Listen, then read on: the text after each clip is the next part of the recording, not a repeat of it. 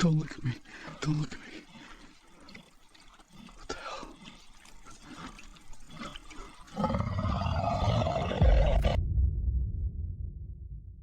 La chose qui sortit de derrière le sapin de Douglas n'était pas censée exister.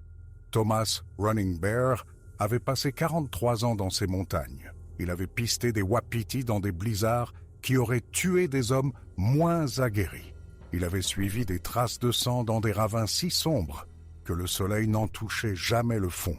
Il s'était retrouvé nez à nez avec des ours noirs, des cougars, et, une fois, lors d'un moment qui lui donnait encore des tremblements aux mains, une meute de loups qui l'avait encerclé pendant 2 heures avant de décider qu'il n'en valait pas la peine. Rien de tout cela ne l'avait préparé à ce qui se tenait à moins de 4 mètres de lui, l'observant avec des yeux qui contenaient quelque chose de pire que la faim. Il témoignait d'une forme de reconnaissance. La créature le connaissait. Elle l'avait attendu. Et tandis que Thomas sentait la chaleur de l'urine se répandre le long de sa jambe et entendait sa propre voix produire des sons qu'aucun homme adulte ne devrait jamais émettre, il comprit avec une terrible lucidité que les 6 derniers jours n'avaient pas du tout été une partie de chasse. Il n'avait pas été le prédateur vérifiant ses pièges photographiques et étudiant les habitudes des cerfs. Il avait été la proie. À chaque instant où il s'était cru seul dans ses bois, quelque chose l'avait observé, apprenant. Et maintenant, cette chose avait décidé de cesser de se cacher. La créature mesurait près de 2,70 m.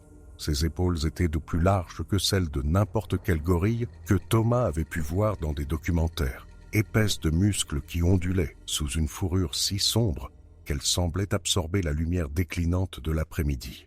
Puis l'odeur le frappa, une puanteur si profonde qu'elle déclencha son réflexe nauséeux avant même que son cerveau ne puisse analyser ce qu'il voyait. C'était un mélange de pourriture, de musc et d'autres choses. Quelque chose qui sentait comme un chien mouillé qu'on aurait laissé mourir dans une voiture en plein soleil pendant 1 semaine, mais concentré à un point qui lui fit pleurer les yeux. Le visage de la créature était presque humain, et c'était là le pire. Pas les crocs qui apparaissaient lorsque ses lèvres se retroussaient, pas les mains qui se terminaient par des griffes incurvées de la couleur d'un vieil os. Le visage. Car il y avait là de l'intelligence et de la cruauté, et une patience qui suggérait qu'elle avait planifié ce moment depuis plus longtemps que Thomas ne pouvait l'imaginer. Elle bougea. Thomas ne vit pas le coup qui le souleva de terre. Il ne sentit que l'impact. Un mur de force qui percuta tout son torse et l'envoya voler en arrière. Le rocher vint à sa rencontre, avec la douceur d'un train de marchandises. Il entendit ses côtes craquer avant de les sentir.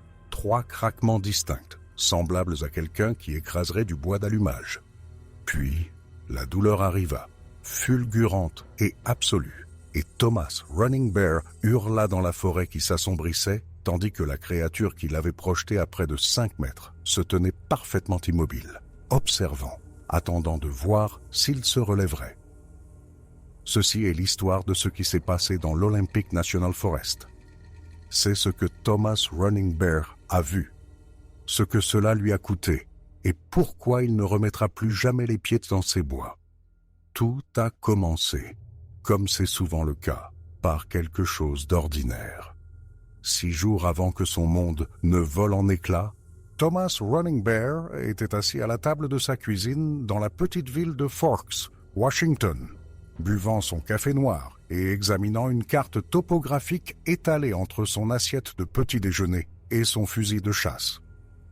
La carte montrait une section de l'Olympic National Forest que la plupart des chasseurs évitaient, non pas parce que le gibier y était rare, les cerfs étaient en fait abondants dans cette région, mais parce que le terrain était impitoyable. Des ravins escarpés entaillaient le paysage comme des coups de couteau. Le sous-bois était si dense par endroits qu'un homme pouvait s'éloigner de 3 mètres d'un sentier et disparaître complètement. Le sol de la forêt restait humide toute l'année, rendant le pistage difficile et l'extraction de tout gibier abattu une véritable épreuve. Mais Thomas n'était pas comme la plupart des chasseurs. À 61 ans, il avait passé plus de temps dans la nature sauvage de l'Olympique qu'à l'intérieur de n'importe quel bâtiment. Son père, membre de la nation indienne Kino, lui avait appris à lire la forêt avant même que Thomas ne sache lire les livres. Sa mère, une femme pragmatique de l'Oregon qui avait épousé un membre de la tribu et n'avait jamais regardé en arrière, lui avait enseigné la patience. Ensemble, ces leçons avaient en fait de Thomas l'un des chasseurs de subsistance les plus accomplis de la région. Il ne chassait pas pour le sport ou les trophées. Il chassait parce que les cerfs et les wapitis qui parcouraient ces forêts avaient nourri sa famille depuis 3 générations, et il ne voyait aucune raison d'arrêter. La section de la forêt sur sa carte avait attiré son attention 3 semaines plus tôt, lorsqu'un ami travaillant pour le service du parc avait mentionné avoir vu une concentration inhabituelle de traces de cerfs près d'une ancienne route forestière. La route avait été abandonnée des décennies auparavant, reconquise par la forêt, jusqu'à ce que seuls des fragments de gravier restent visibles sous la mousse et les aiguilles tombées. Mais les cerfs s'en souvenaient. Ils utilisaient ce chemin relativement dégagé comme un couloir de passage, se déplaçant entre les aires de nourrissage et les sources naturelles qui parsemaient les hauteurs. Thomas avait décidé d'installer des pièges photographiques le long de ce couloir, pas pour chasser immédiatement. La saison n'ouvrait que dans un mois, mais pour étudier les habitudes, pour savoir quels mâles passèrent par là, leur taille, leurs heures de passage. C'était la partie de la chasse que Thomas aimait le plus.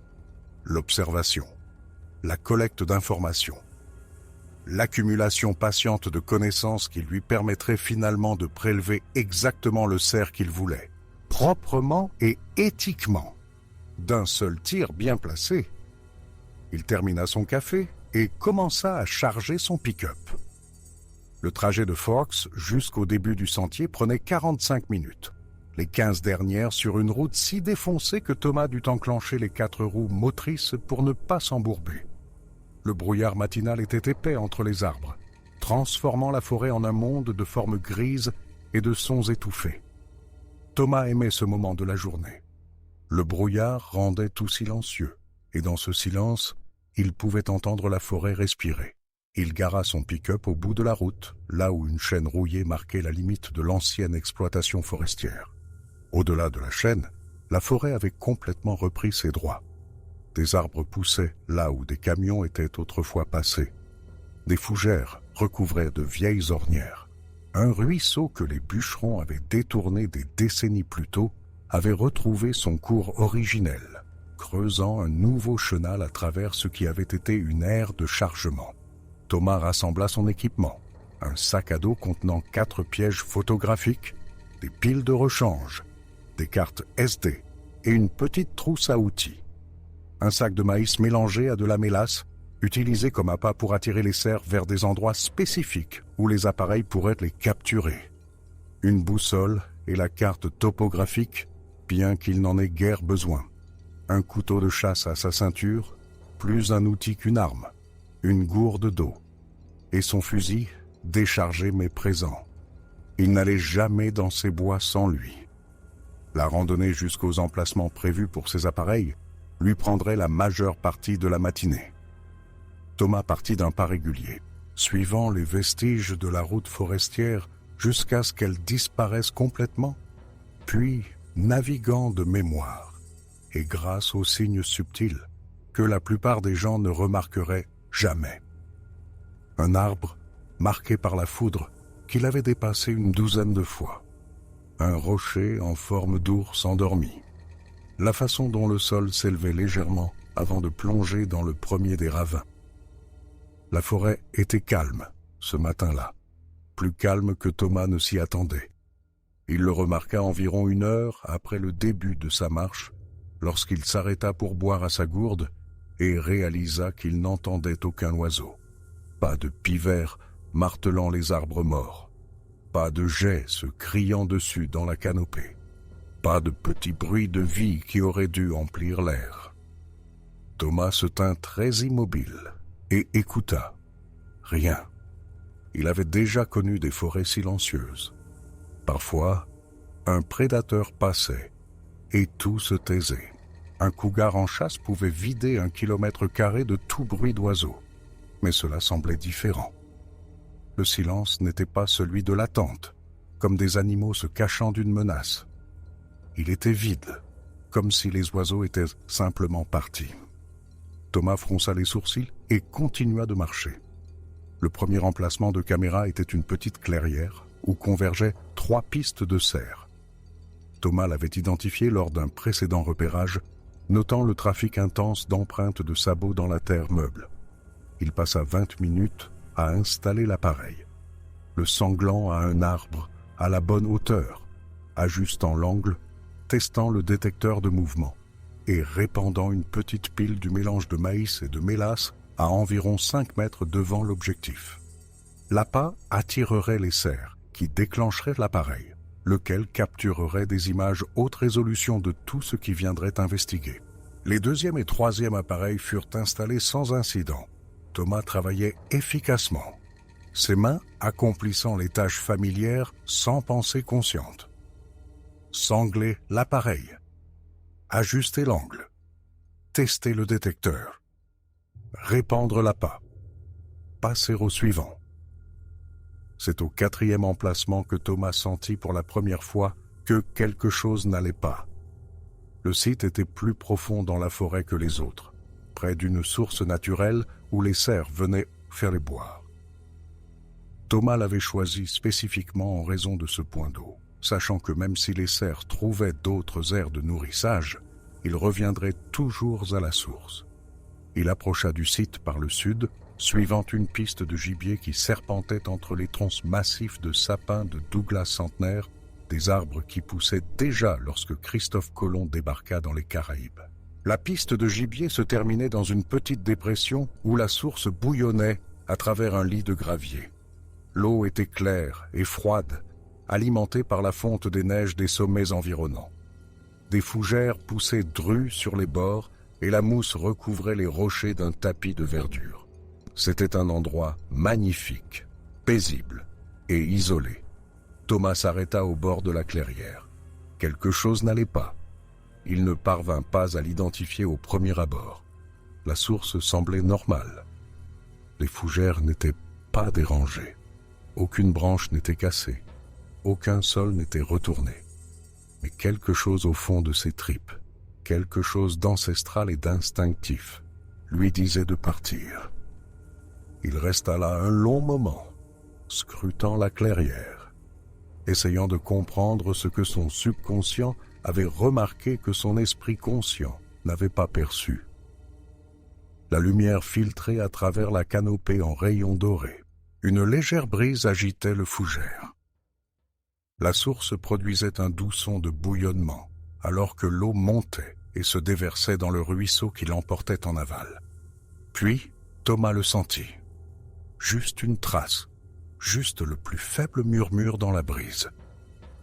Quelque chose en décomposition, quelque chose de mort. Mais pas seulement mort. Il y avait un musc sous la pourriture, une odeur animale si forte qu'elle tranchait à travers la décomposition comme une lame. Thomas avait déjà senti des ours, des cougars et des tanières de loups. Ce n'était rien de tout cela. C'était tout autre chose. Il regarda autour de lui, essayant de trouver la source.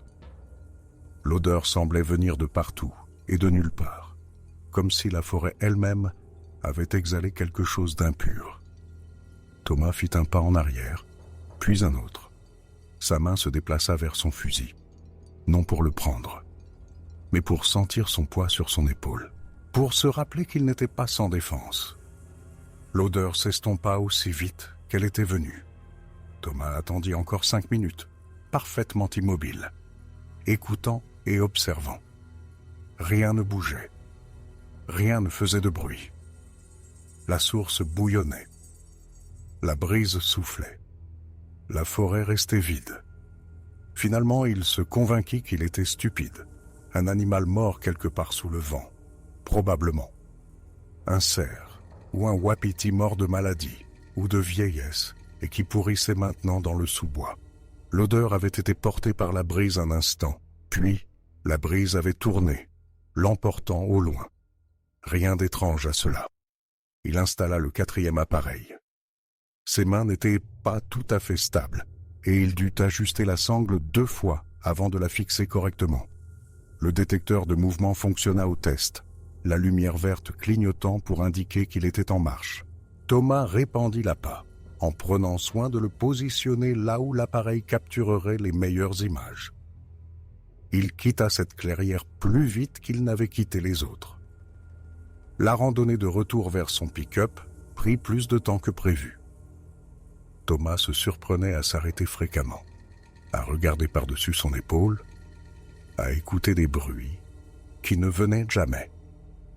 Le silence de la forêt continuait de le déranger. Il avait grandi dans ces bois, y avait passé plus de jours qu'il ne pouvait en compter, et il n'avait jamais connu un silence aussi complet. Même la nuit, il y avait des bruits.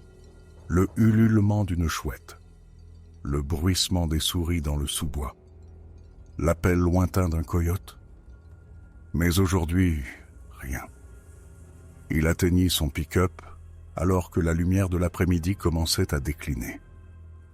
Le brouillard s'était dissipé des heures auparavant, remplacé par le ciel bleu clair qui honorait parfois la péninsule olympique à la fin du printemps.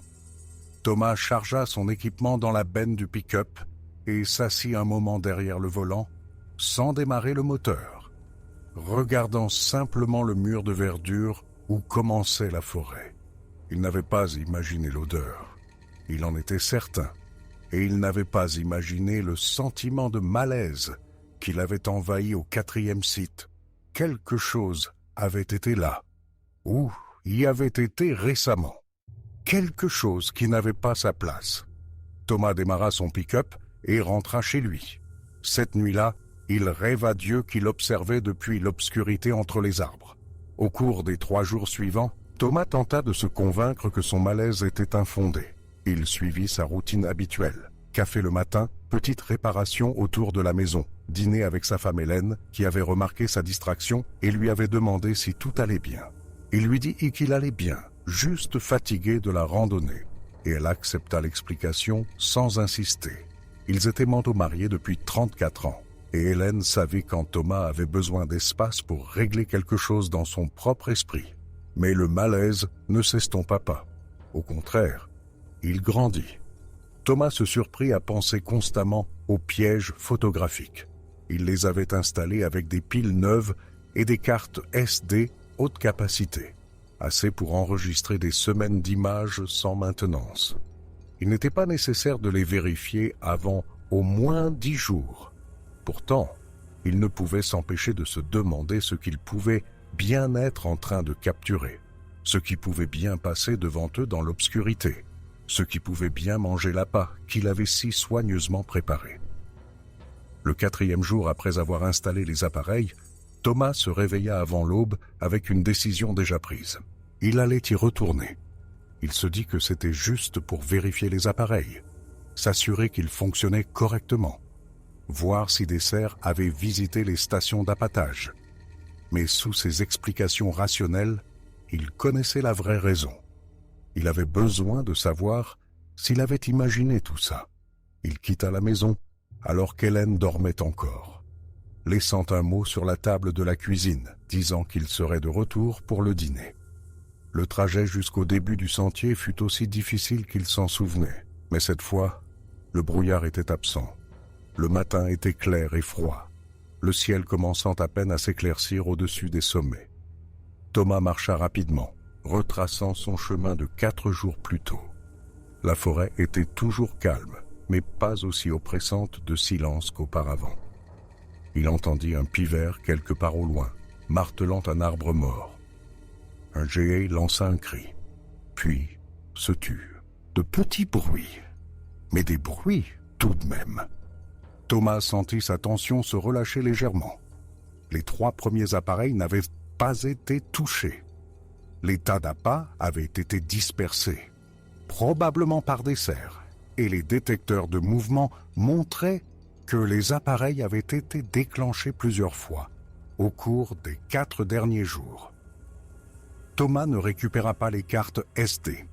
Il le ferait lors de son prochain voyage, quand il serait prêt à analyser les images. Il voulait juste confirmer que tout fonctionnait. Il atteignit le 4e site juste avant midi. La clairière avait l'air différente. Il fallut un moment à Thomas pour comprendre ce qu'il voyait. L'appareil était toujours là, sanglé au même arbre où il l'avait monté. La source bouillonnait toujours dans son lit de gravier. Les fougères poussaient toujours drues sur les bords. Mais la station d'appâtage était détruite. Pas dispersée, comme les 3 autres, détruite. Le sol où Thomas avait répandu le mélange de maïs et de mélasse avait été retourné comme par une pelleteuse. De profonds sillons parcouraient la terre meuble, des sillons qui ne pouvaient avoir été faits que par quelque chose creusant avec une force énorme. Le tas d'appât avait disparu, non pas mangé, mais enterré, enfoncé dans le sol déchiré et recouvert de terre meuble et de débris. Et il y avait des traces. Thomas s'approcha lentement, la main sur son fusil maintenant, ses yeux scrutant la lisière des arbres. Les traces se trouvaient dans la terre meuble près de la source, partiellement masquée par la destruction de la station d'appâtage, mais toujours clairement visible. C'étaient des empreintes de pas, des empreintes humaines, si un humain avait des pieds de près de 50 cm de long. Thomas avait passé sa vie entière à lire les traces. Il connaissait l'empreinte de chaque animal vivant dans ces forêts. Il connaissait la différence entre un ours noir et un grizzly, un cougar et un lynx, un loup et un coyote. Il savait comment dater une trace par la netteté de ses bords et la quantité d'eau qui s'était accumulée au fond. Ces traces étaient fraîches, probablement faites dans les 12 dernières heures. Elles étaient profondes, suggérant un poids énorme, et elles étaient bipèdes, faites par quelque chose qui marchait sur 2 jambes. Thomas sentit le sang quitter son visage. C'était un homme rationnel. Il n'avait jamais cru au Bigfoot ou Sasquatch, ou à l'un des autres noms que les gens utilisaient pour la créature qui vivait supposément dans les forêts du nord-ouest Pacifique. Il avait entendu les histoires, bien sûr. Tous ceux qui passaient du temps dans ces bois avaient entendu les histoires, mais ils les avaient toujours rejetées comme des vœux pieux, des erreurs d'identification ou de France Canular. En regardant ces traces, la pensée rationnelle devint très difficile. Il se força à s'approcher de l'appareil. Ses mains tremblaient alors qu'il tendait la main vers la fente de la carte SD. Mais il se força à continuer. Quoi que ce soit qui ait fait ces traces, quoi que ce soit qui ait détruit la station d'appâtage, l'appareil l'avait peut-être capturé. Il devait voir. La carte SD sortit avec un léger clic. Thomas la mit dans sa poche sans la regarder, soudain désespéré de quitter cet endroit. L'odeur d'il y a 4 jours était de retour, faible mais présente. Cette combinaison de pourriture et de musc animal qui lui avait donné envie de fuir. Il s'enfuit cette fois. Il ne courut pas. Il était trop vieux et trop lourd pour courir sur ce terrain. Mais il marcha aussi vite qu'il le pouvait en toute sécurité, sans regarder en arrière, sans s'arrêter jusqu'à ce qu'il atteigne son pick-up. Ses mains tremblaient aussi fort qu'il eut du mal à mettre la clé dans le contact. Le trajet du retour fut flou. Thomas n'arrêtait pas de vérifier son rétroviseur, bien qu'il n'aurait pas su dire ce qu'il s'attendait à y voir. La forêt s'éloignait derrière lui, remplacée par des routes forestières, puis des routes goudronnées, puis les rues familières de Forks. Il se gara dans son allée et resta assis dans le pick-up pendant un long moment, ne regardant rien, essayant de digérer ce qu'il avait vu. La carte SD semblait lui brûler la poche. Hélène était chez sa sœur pour l'après-midi, laissant à Thomas le temps d'être seul avec les images. Il se rendit à son bureau, une petite pièce à l'arrière de la maison où il gardait son ordinateur et ses registres de chasse, et ferma la porte derrière lui. La carte SD glissa dans le lecteur avec un léger clic. L'appareil avait capturé 847 images au cours des 4 derniers jours. Thomas commença à les faire défiler. La plupart étaient exactement ce à quoi il s'attendait. Des cerfs visitant la station d'appâtage. leurs yeux brillants dans l'éclairage infrarouge du mode nuit de l'appareil. Des ratons laveurs, une famille de cochons sauvages qui devaient avoir erré dans la région depuis le sud. Un cougar traversant le cadre aux premières heures du matin, suivant probablement l'odeur des cerfs. Puis, il arriva aux images de la nuit précédente. L'horodatage indiquait 2h47 du matin. La première image montrait la clairière telle que Thomas s'en souvenait. Le tas d'appât intact, la source scintillant sous la lumière infrarouge. Rien d'inhabituel. La deuxième image, prise 6 secondes plus tard, montrait un mouvement au bord du cadre. Quelque chose de grand, partiellement masqué par un tronc d'arbre, entrant dans la clairière par le nord-est. Le cœur de Thomas se mit à battre la chamade. La troisième image le montrait clairement. Il se tenait au bord de la station d'appâtage, face à l'appareil. L'éclairage infrarouge donnait à ses yeux une lueur terrible. 2 points de lumière blanche sur un visage presque humain, mais pas tout à fait. Son corps était couvert d'une fourrure sombre, épaisse et emmêlée de boue, et d'autres substances que Thomas ne voulait pas identifier. Ses bras pendaient plus bas que ses genoux, se terminant par des mains qui semblaient capables de déchiqueter un homme. Il regardait droit vers l'objectif. Thomas fixa l'image pendant un long moment, sa respiration courte et saccadée. Il avait déjà vu des photographies prétendant montrer un Bigfoot. Elles étaient toujours floues, toujours ambiguës, toujours faciles à rejeter comme des canulars ou des erreurs d'identification. Ceci n'était rien de tout cela. C'était clair, c'était net, c'était indéniablement réel. Il se força à continuer de faire défiler. Les images suivantes montraient la créature s'approchant de la station d'appâtage. Dans chaque cliché, elle se rapprochait, sa posture passant de méfiante à curieuse, puis à quelque chose qui semblait presque de la colère. Sur une image, ses lèvres étaient retroussées, révélant des dents trop grandes, trop acérées, trop nombreuses pour toute créature que Thomas pouvait nommer. Puis, la destruction commença. L'appareil avait tout capturé. La créature se laissant tomber à 4 pattes et déchirant le sol où l'appât avait été répandu. De la terre et des débris volant dans les airs, alors que ses mains massives creusaient profondément dans la terre. Le tas de maïs et de mélasse disparaissant sous un monticule de sol retourné. Mais c'est la dernière image que Thomas n'oublierait jamais. La créature en avait fini avec la station d'appâtage. Elle s'était relevée, se dressant de toute sa hauteur, que le champ de vision de l'appareil suggérait être bien au-delà de 2,40 m. Sa fourrure était couverte de terre et de débris de son creusement. Ses mains terribles, étaient couvertes de boue, et elle tendait la main vers l'appareil. L'image était parfaitement claire. Le bras de la créature s'étendait vers l'objectif, assez près pour que Thomas puisse voir les poils individuellement, la texture de sa peau, la courbe de ses griffes. Puis plus rien. La carte SD n'avait plus d'image. Soit l'appareil avait cessé de fonctionner, soit la créature n'avait plus bougé avant que Thomas n'arrive pour la récupérer. Thomas resta assis devant son ordinateur pendant un très long moment. La partie rationnelle de son esprit, celle qu'il avait maintenue en vie pendant 61 ans dans des contrées dangereuses, lui hurlait de supprimer les images et d'oublier ce qu'il avait vu. Ce n'était pas son monde, ce n'était pas son combat.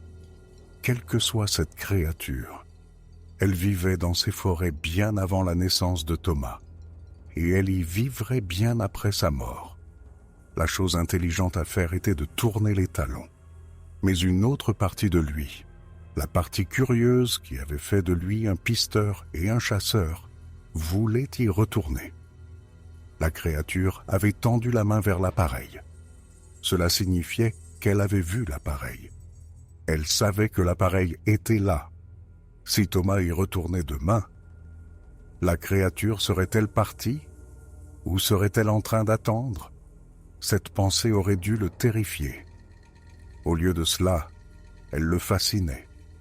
La créature savait qu'elle avait été photographiée Et d'après tout ce que Thomas avait jamais lu sur les observations de Sasquatch, ces créatures faisaient des efforts extraordinaires pour éviter d'être documentées.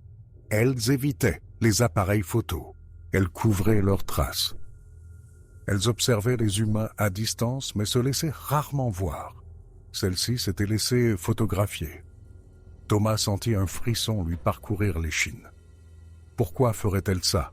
À moins qu'elle n'essayait pas d'éviter d'être photographiée, à moins qu'elle n'essayait d'envoyer un message. Cette nuit-là, Thomas prit une décision qui allait tout changer. Il retournait dans la forêt. Il allait récupérer l'appareil du 4e site. Et il allait découvrir ce que cette créature voulait qu'il voie. Ce fut la pire décision de sa vie. Thomas attendit 2 jours de plus avant de retourner dans la forêt. Pendant ce temps, il ne dit à personne ce qu'il avait vu. Il ne montra pas les photographies à Hélène. Il n'appela pas son ami du service du parc. Il ne posta rien en ligne et ne contacta aucune des organisations de recherche sur le Bigfoot, dont il connaissait l'existence. Il garda cette connaissance pour lui, la retournant dans son esprit comme une pierre lisse, essayant d'en comprendre le sens. La créature s'était laissée photographier. C'était la clé. En des décennies de supposées observations de Sasquatch, presque personne n'avait capturé d'image claire. Les créatures étaient censées être assez intelligentes pour éviter la détection, pour remarquer les appareils photos et les éviter. Mais celle-ci avait marché droit vers l'appareil, puis avait tendu la main vers lui. Thomas ne pouvait penser qu'à 2 explications. Soit la créature était curieuse de l'appareil et avait voulu l'examiner, soit elle voulait que Thomas voie les images. Les 2 explications suggéraient un niveau d'intelligence qui mettait Thomas profondément mal à l'aise. Le matin du 6e jour après avoir initialement installé les appareils, Thomas se leva avant l'aube et se prépara pour ce qu'il se disait être une simple mission de récupération. Il marcherait jusqu'au 4e site, récupérerait l'appareil et partirait. Rien de plus. Il ne chercherait pas la créature. Il n'essaierait pas de la pister. Il récupérerait simplement son équipement et rentrerait chez lui. Il ne dit pas à Hélène où il allait. Il laissa le même mot qu'auparavant. De retour pour le dîner. Il prit le même équipement, sac à dos, couteau, fusil. Cette fois, il chargea le fusil. Le trajet jusqu'au début du sentier sembla plus long qu'auparavant, bien que Thomas sût qu'il conduisait à la même vitesse sur les mêmes routes. La forêt semblait se refermer sur lui alors qu'il parcourait les derniers kilomètres difficiles. Les arbres étaient hauts ici, des géants centenaires qui masquaient le ciel, et leur ombre rendait tout plus froid, plus sombre, plus oppressant. Il se gara à l'endroit habituel et resta assis dans son pick-up un long moment, regardant le mur de verdure. Quelque chose l'attendait là-dedans. Il pouvait le sentir. Thomas vérifia son fusil une dernière fois, confirmant qu'une balle était chambrée et que la sécurité était enclenchée. Puis il sortit du pick-up et commença à marcher. La forêt était de nouveau silencieuse, encore plus que lors de son premier voyage. Pas d'oiseaux, pas d'insectes, pas de petits bruits de vie.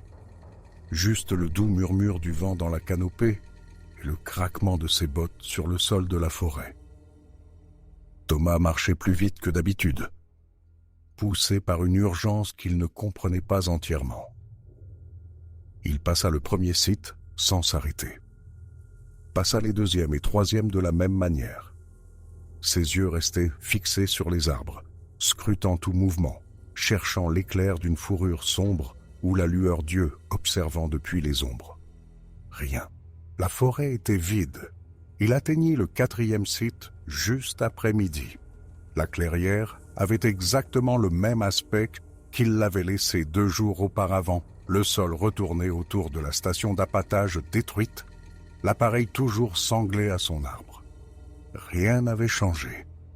Rien n'avait bougé.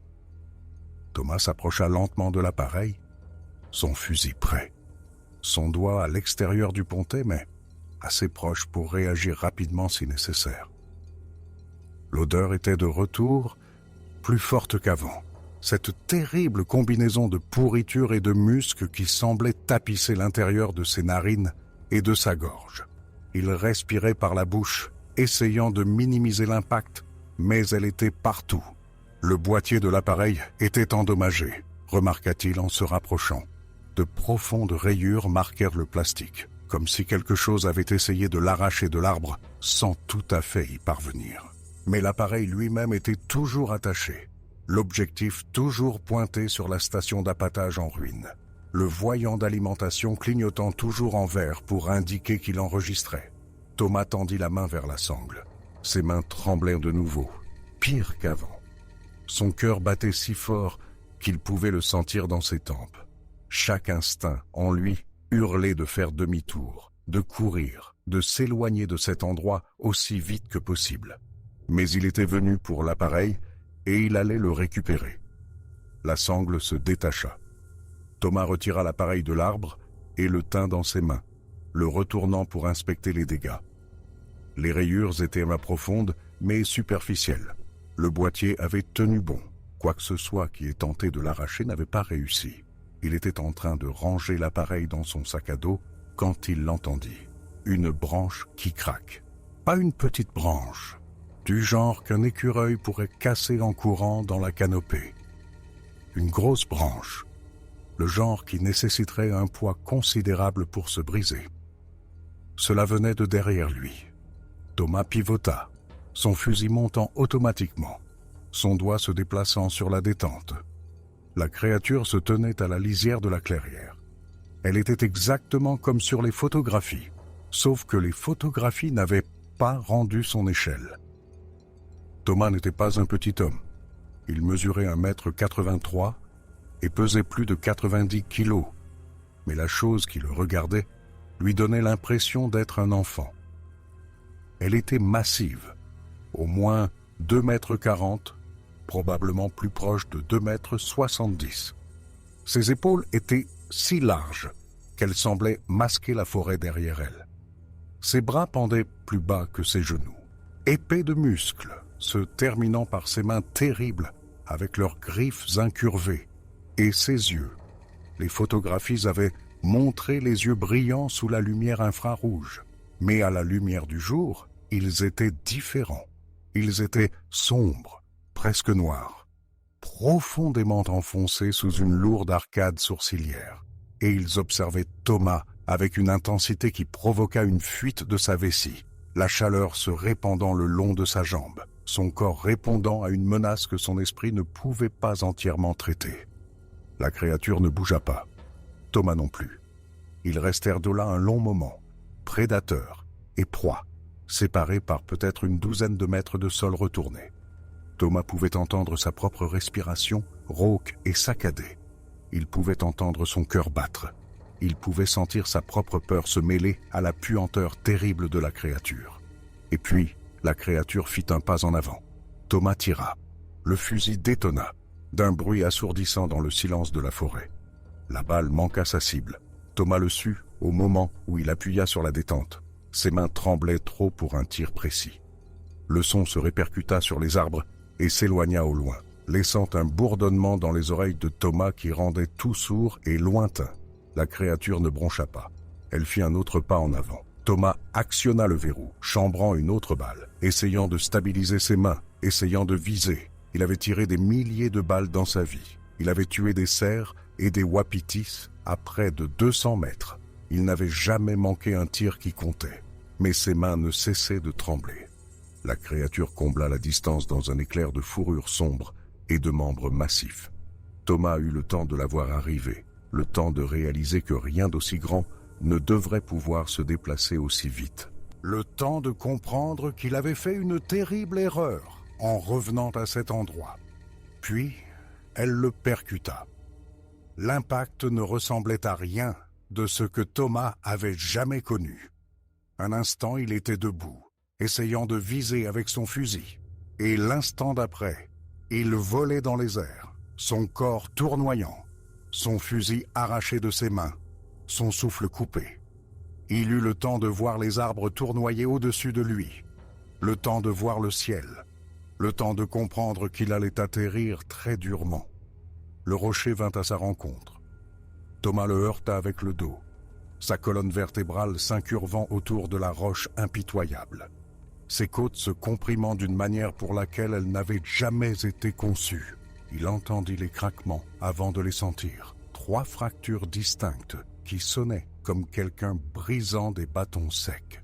Puis, la douleur arriva, fulgurante et absolue, remplissant son univers jusqu'à ce qu'il n'y ait plus rien d'autre.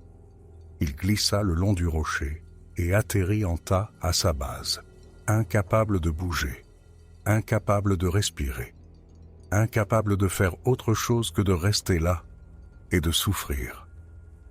La créature marcha vers lui. Thomas la regarda approcher à travers des yeux brouillés de larmes et de douleur.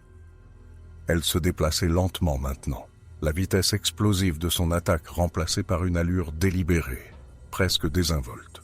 Elle s'arrêta à quelques pas et le regarda de haut, ses yeux sombres, l'étudiant, avec une intelligence que Thomas ne pouvait toujours pas accepter. Ce n'était pas un animal, c'était autre chose. Quelque chose qui avait planifié cela, quelque chose qui avait su qu'il reviendrait pour l'appareil, qui avait su qu'il viendrait seul, qui avait su exactement où attendre et quand frapper. Thomas essaya de parler, de dire quelque chose, n'importe quoi, mais ses côtes cassées ne lui permettaient pas de prendre assez de souffle. Tout ce qui sortit fut un gargouillement humide qui se transforma en une toux, ramenant du sang qui avait un goût de cuivre sur sa langue. La créature pencha la tête, le regardant lutter. Puis elle se retourna et s'éloigna. Thomas resta allongé à la base du rocher et regarda la créature disparaître dans la forêt. Sa forme sombre se déplaçait entre les arbres, là puis plus là, comme une ombre absorbée par des ombres plus profondes. En quelques secondes, elle avait disparu. En quelques minutes, la forêt était de nouveau silencieuse. Il resta là pendant un long moment. La douleur dans ses côtes était pire que tout ce qu'il avait jamais connu. Chaque respiration était une agonie. Chaque petit mouvement envoyait de nouvelles vagues de feu blanc à travers son torse. Il ne pouvait pas se lever. Il ne pouvait même pas s'asseoir. Il ne pouvait que rester là, sentant le sol froid sous lui et le sang chaud sur ses lèvres, et se demander si c'était ainsi qu'il allait mourir. Mais il ne mourut pas. Lentement, douloureusement, au cours de ce qui sembla être des heures, mais n'était probablement que 20 minutes, Thomas réussit à rouler sur le côté. Le mouvement le fit crier, ou essayer de crier, ses côtes cassées transformant le son en un gargouillis humide. Mais il continua de bouger. Il plaça ses mains sous lui. Il se poussa sur ses genoux, pleurant ouvertement maintenant, des larmes, de la morve et du sang coulant sur son visage. Son fusil gisait à 5 mètres de là, où le coup de la créature l'avait arraché de ses mains. Thomas rampa vers lui, chaque mouvement une nouvelle leçon de douleur. Il ne pensait pas à tirer sur la créature. Il savait que c'était inutile. Il pensait au poids du fusil, à la sensation familière dans ses mains, au réconfort qu'il lui procurerait, même s'il ne pouvait pas le protéger. Il pensait à se lever, à sortir, à rentrer chez lui. Il atteignit le fusil et le serra contre sa poitrine, sans se soucier de la façon dont la pression faisait grincer ses côtes cassées les unes contre les autres. Puis, il l'utilisa comme une béquille, plantant le canon dans la terre meuble et se redressant centimètre par centimètre jusqu'à ce qu'il soit debout. Le monde vacilla autour de lui. Des points noirs dansaient au bord de sa vision. Mais il resta debout. La randonnée de retour vers son pick-up aurait dû prendre 90 minutes. Elle prit à Thomas près de 4 heures. Il se déplaçait lentement, chaque pas une bataille contre la douleur dans son flanc et la faiblesse croissante de ses membres. Il tomba 2 fois et chaque fois, se relever prit plus de temps que la fois précédente. Au moment où il atteignit son pick-up, la lumière de l'après-midi déclinait et il était couvert de boue, de sang et de sueur. Il s'assit sur le siège du conducteur et pleura. Puis, il démarra le moteur et se conduisit lui-même à l'hôpital de Port Angeles.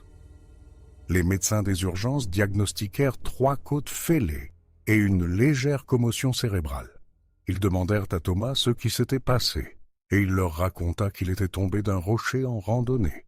Ils acceptèrent l'explication sans poser de questions. Un homme âgé, un terrain accidenté, rien d'inhabituel. Ils lui bandèrent les côtes, lui donnèrent des analgésiques et le gardèrent en observation pour la nuit. Helen vint à l'hôpital ce soir-là, convoquée par un appel téléphonique que Thomas se souvenait à peine avoir passé. Elle s'assit près de son lit et lui tint la main. Et pendant un long moment, aucun d'eux ne dit rien.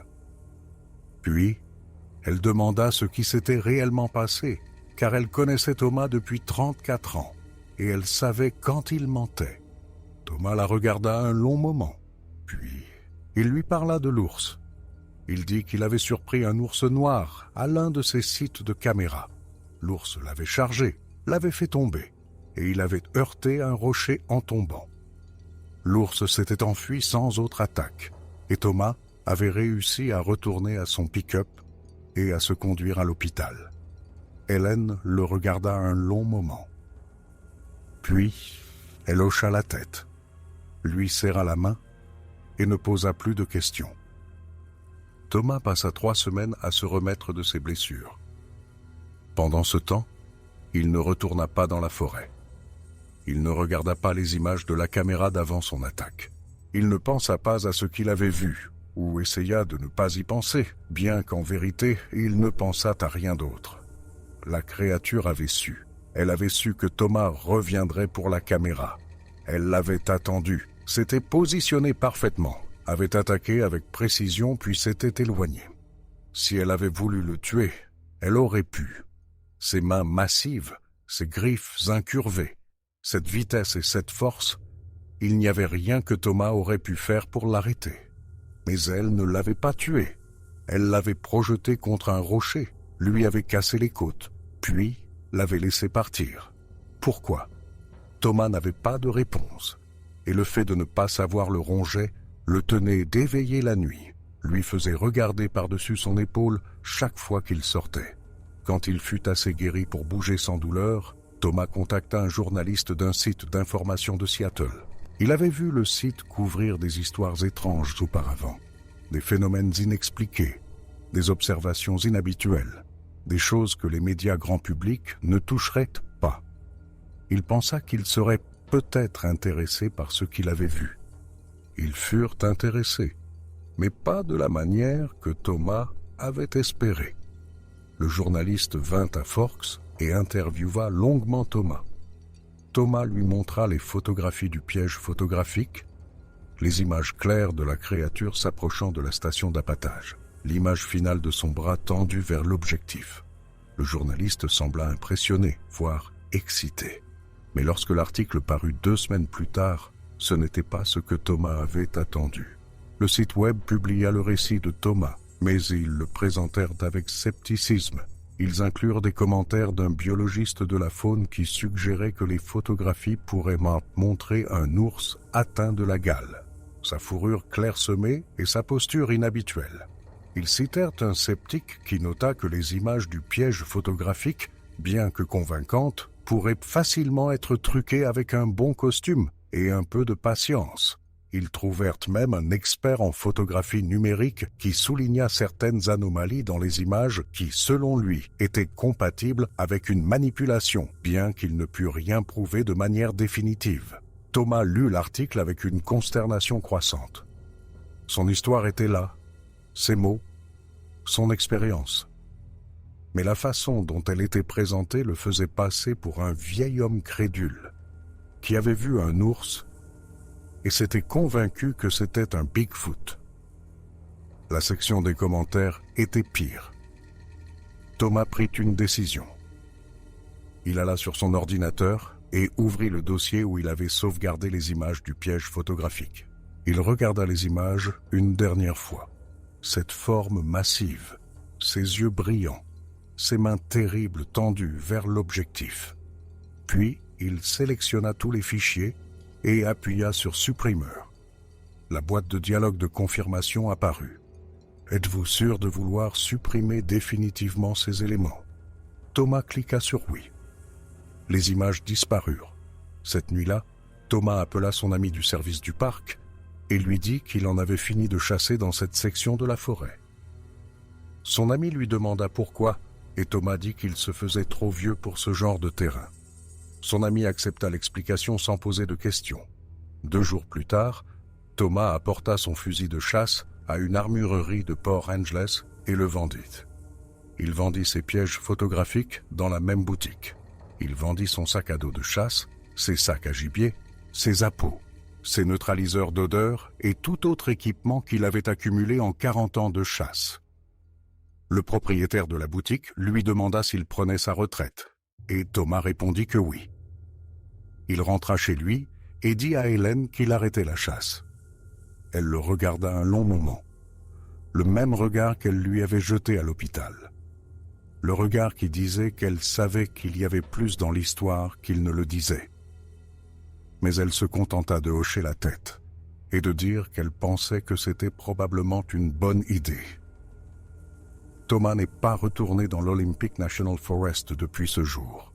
Il vit toujours à Forks, arpente toujours les rues de la petite ville où il a passé toute sa vie, boit toujours son café le matin et dîne avec sa femme le soir.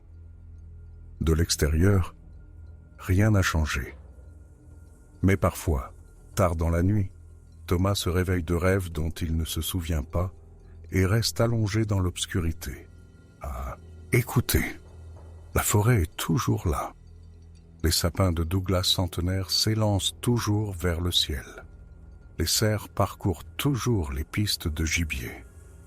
Les sources bouillonnent toujours du sol, et les routes forestières abandonnées s'effritent toujours sous la mousse et les fougères. Et quelque part dans cette vaste et silencieuse nature sauvage, quelque chose d'autre marche aussi. Quelque chose qui savait que Thomas reviendrait pour sa caméra. Quelque chose qui l'a attendu, l'a attaqué et l'a laissé vivre. Thomas ne sait pas pourquoi la créature l'a laissé vivre. Il y a souvent pensé, retournant la question dans son esprit pendant des nuits blanches, et il n'a jamais trouvé de réponse qui le satisfasse. Peut-être n'avait-elle pas faim. Peut-être que Thomas ne valait pas la peine d'être tué. Peut-être que la créature envoyait simplement un message, établissant que la forêt lui appartenait et que les intrus seraient punis, mais pas nécessairement détruits. Ou peut-être avait-elle une raison que Thomas ne peut imaginer, une logique qui appartient à une espèce si différente des humains que la comprendre est tout simplement impossible. Quelle que soit la vérité, Thomas sait une chose avec certitude. Il n'était pas le chasseur ce jour-là. Il était la proie. Et il n'a été autorisé à s'échapper que parce que la chose qui le chassait a choisi de le laisser partir. Cette certitude a changé quelque chose de fondamental en Thomas Running Bear. C'était un homme qui avait passé sa vie dans la nature, qui connaissait la forêt mieux que les rues de sa propre ville, qui se sentait plus chez lui parmi les arbres que dans les maisons, les bâtiments ou les voitures. Maintenant, la nature sauvage le terrifie. Il ne fait plus de randonnée. Il ne campe plus.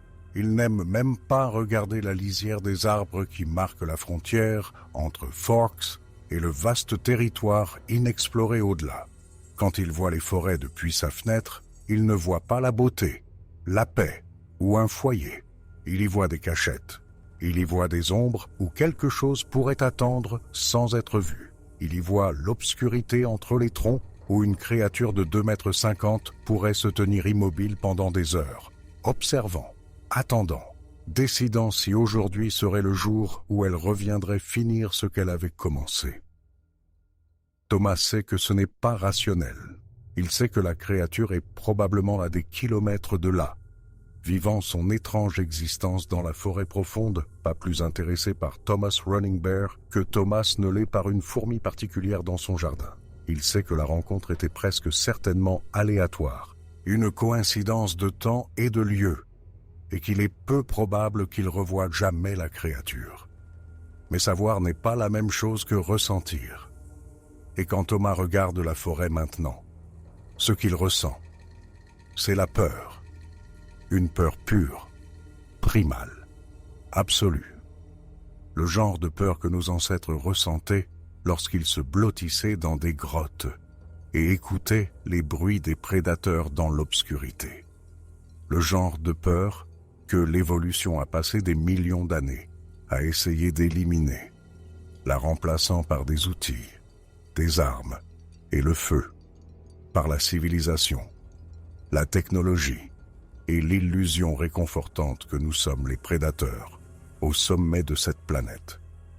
Thomas sait mieux maintenant. Il y a quelque chose dans ces forêts qui est plus grand que nous, plus fort que nous, plus rapide que nous. Quelque chose qui nous observe depuis plus longtemps que nous ne pouvons l'imaginer. Quelque chose qui connaît nos caméras, nos fusils et nos sentiers, et qui n'a peur d'aucun d'eux. Quelque chose qui attend. Thomas a vendu tout son équipement. Il a supprimé toutes ses images. Il n'a dit à personne, sauf à sa femme, ce qui s'est réellement passé, et il lui en a raconté une version édulcorée qui omettait les détails les plus effrayants. Il a fait de son mieux pour oublier, mais il n'a pas oublié, il n'oubliera jamais. Et tard dans la nuit, quand le vent souffle de l'est et transporte avec lui l'odeur du pin, du cèdre et des feuilles en décomposition, Thomas Running Bear pense parfois déceler une autre odeur sous ses arômes familiers. Quelque chose de pourri, quelque chose de sauvage, quelque chose qui n'a pas sa place. Quand cela arrive, Thomas ferme sa fenêtre, verrouille sa porte et reste allongé dans son lit, les yeux ouverts à écouter l'obscurité. Il sait que ce n'est probablement rien. Il sait qu'il est probablement paranoïaque. Mais il sait aussi ce qu'il a vu dans cette clairière, ce qu'il a projeté à 5 mètres dans les airs, et lui a fêlé les côtes comme si elles étaient faites de brindilles sèches, ce qui s'est tenu au-dessus de lui et l'a regardé de haut avec ses yeux sombres et intelligents. Il sait que c'est toujours là-bas. Et il sait que si jamais ça décide de revenir pour lui, il n'y a rien, absolument rien, que Thomas Running Bear ou qui que ce soit d'autre ne pourra faire pour l'arrêter. La créature l'a laissé vivre une fois. Thomas ne croit pas qu'elle le fera à nouveau. C'est le fardeau que porte maintenant Thomas Running Bear. La connaissance qu'il a transformé d'un chasseur confiant en un vieil homme effrayé qui ne peut regarder la forêt sans trembler. Il n'a aucune preuve à partager. Il a supprimé les photographies. Il a vendu l'appareil. La seule preuve que quelque chose s'est passé est le souvenir de côtes guéries qui lui font encore mal quand le temps change. La cicatrice sur son dos, là où le rocher lui a ouvert la peau. Et les cauchemars qui viennent toutes les quelques semaines lui rappeler ce qu'il a vu. Le site web de Seattle a archivé son histoire.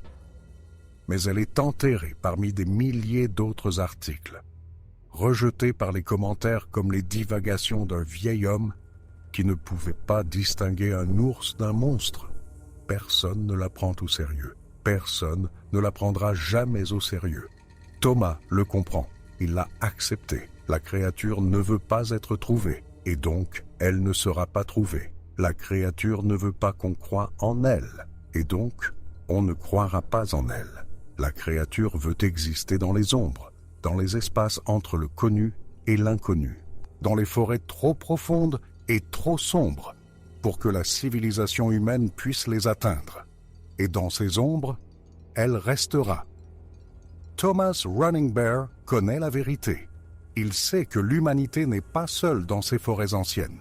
Il sait que quelque chose d'autre marche parmi les arbres, quelque chose de plus vieux, de plus fort et de plus terrible que tout ce qu'il avait jamais imaginé. Il le sait, et il aimerait ne pas le savoir, car savoir ne l'a pas rendu plus en sécurité. Savoir ne l'a pas rendu plus courageux.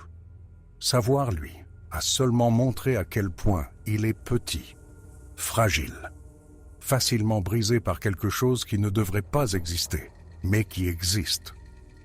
La créature de l'Olympic National Forest est réelle. Thomas Running Bear l'a vue.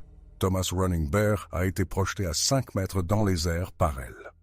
Thomas Running Bear gisait à la base d'un rocher avec les côtes fêlées et le sang sur les lèvres et la regardait. Il s'éloignait, choisissant de le laisser vivre pour des raisons qu'il ne comprendra jamais. Et maintenant, Thomas Running Bear vit avec le souvenir de cette rencontre, un souvenir qui le suit partout, un souvenir qui a transformé la nature sauvage d'une source de réconfort en une source de terreur, un souvenir qui restera avec lui jusqu'au jour de sa mort. Il n'a aucune preuve, il n'a aucun indice, il n'a que la certitude de ce qu'il a vu, et la connaissance que quelque part là-bas, dans l'obscurité entre les arbres, la créature observe toujours à attendre, toujours en vie. Et cette certitude, cette connaissance, cette conscience de quelque chose de vaste et de terrible qui se cache juste au-delà des limites de la compréhension humaine, est tout ce qu'il reste à Thomas Running Bear de la vie qu'il connaissait. Il a abandonné la chasse, il a abandonné la forêt, il a abandonné l'identité qu'il avait définie pendant 6 décennies. Tout cela à cause d'une seule rencontre avec quelque chose qui ne devrait pas exister. Tout cela à cause d'un terrible moment où le prédateur est devenu la proie. Tout cela à cause d'une créature qui est sortie des ombres et a montré à Thomas Running Bear à quel point l'humanité est petite et impuissante. La créature est toujours là-bas. Thomas Running Bear le sait avec une certitude absolue. Et il sait, avec une égale certitude, qu'il ne se sentira plus jamais en sécurité.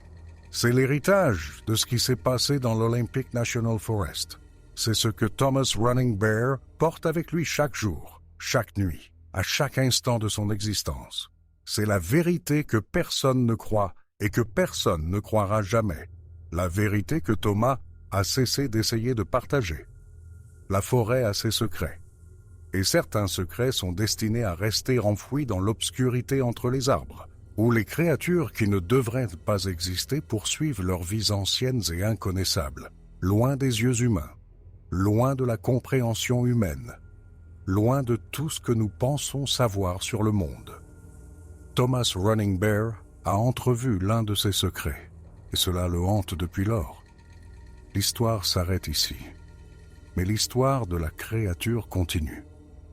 Quelque part dans l'Olympic National Forest, sous les anciens sapins de Douglas, et parmi les sources qui jaillissent des profondeurs de la terre, la chose qui a attaqué Thomas Running Bear marche toujours, observe toujours, attend toujours.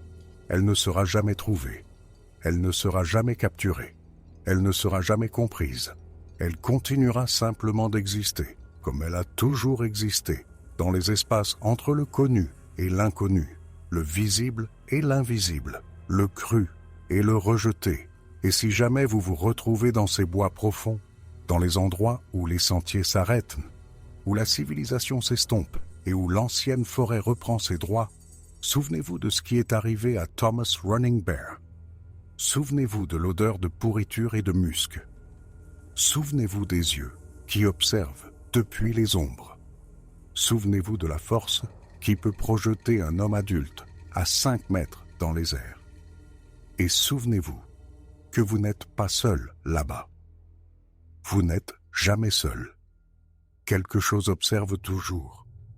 Quelque chose qui sait que vous êtes là. Quelque chose qui est en train de décider, dans son esprit ancien et inconnaissable, si aujourd'hui est le jour où il choisit de se révéler. Thomas Running Bear a survécu à sa rencontre. Ce n'est pas le cas de tout le monde.